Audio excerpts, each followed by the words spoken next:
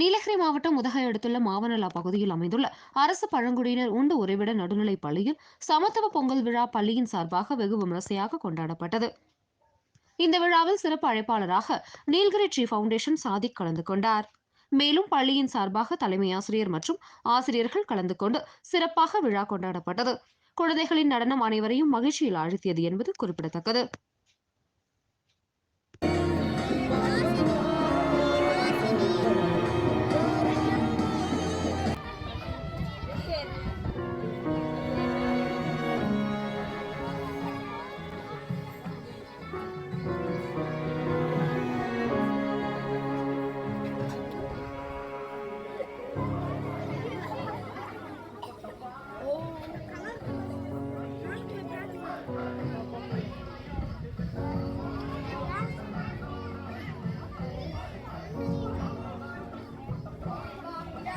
Mulai dari